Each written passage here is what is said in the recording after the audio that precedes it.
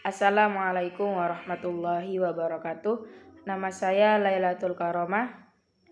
Di sini saya akan menanggapi sebuah penjelasan yang telah dijelaskan oleh Dr. Abdul Wadud LC.ME, di mana beliau menjelaskan tentang pengertian bank sentral serta tugas bank sentral dan tujuan dan hal-hal yang menyangkut tentang bank sentral. Pertama, kita akan mengetahui apa itu pengertian bank sentral. Adapun yang maksud dengan bank sentral yaitu sebuah instansi atau lembaga keuangan yang memiliki tanggung jawab atas suatu kebijakan moneter dan melahirkan tingkat aktivitas ekonomi yang stabil dalam suatu negara. Jadi bank sentral ini memiliki suatu tanggung jawab dalam satu kewajibannya seperti dalam halnya menstabilisasi atau menstabilkan uang, dan percetakan uang itu juga dilakukan oleh bank sentral. Contoh yaitu ketika uang itu ingin stabil atau lebih beredar di masyarakat, maka bank sentral ini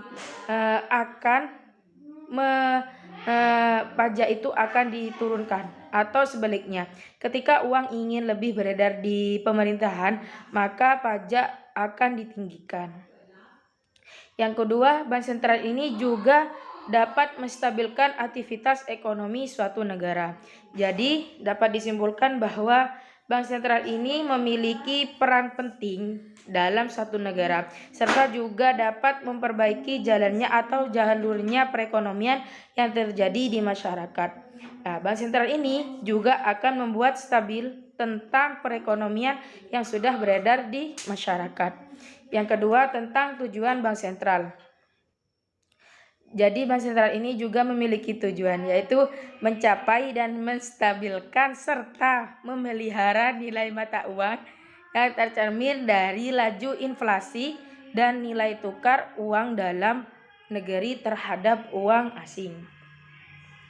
Jadi dalam nilai mata uang yang ditukar terhadap uang asing, jadi pertukaran uang asing yang terjadi di dalam negara itu dapat dikatakan sebagai tugas dari bank sentral tersebut. Ketika kenaikan atau turunnya uang atau nilai tukar pada mata uang tukar asing itu, maka tujuan bank sentral yaitu untuk menstabilkannya.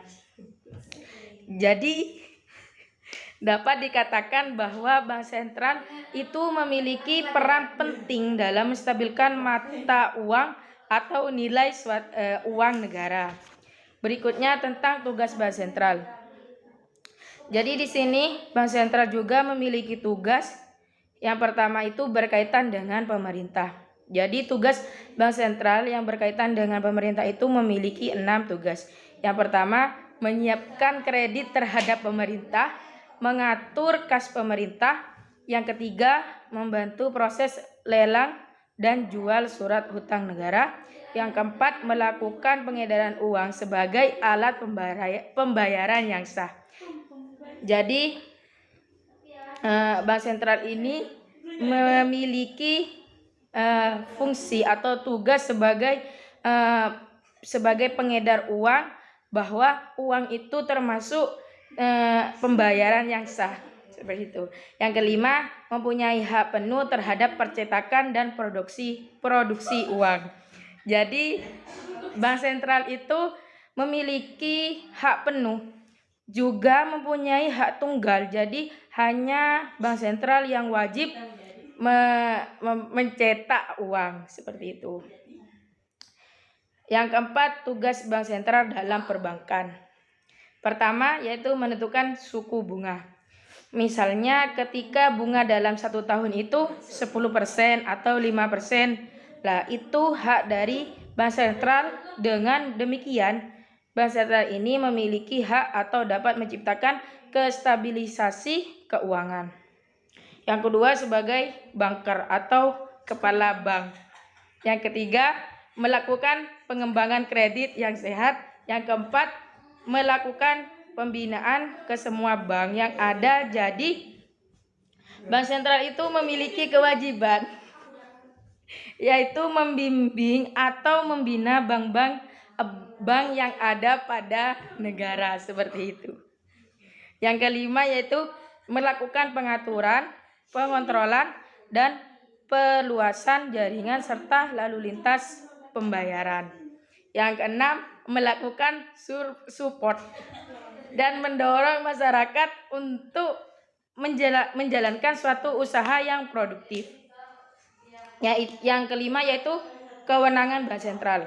Jadi bank sentral itu juga memiliki kewenangan dalam negara, yaitu jadi bank sentral itu selain memiliki tugas, tujuan, bank sentral itu juga memiliki kewenangan, yaitu salah satunya untuk melakukan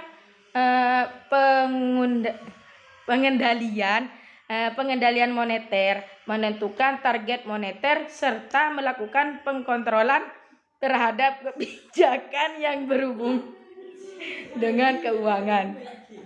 Jadi bank sentral ini merupakan lembaga yang memiliki peran yang paling penting dalam keuangan dan perekonomian negara. Jadi bank sentral ini juga sebagai sistem kontrol atau sistem pengatur dalam melakukan perekonomian, seperti itu. Mungkin sekian tanggapan yang bisa saya ucapkan. Kurang lebihnya saya mohon maaf. Apabila ada kesalahan, saya juga mohon maaf. Wassalamualaikum warahmatullahi wabarakatuh.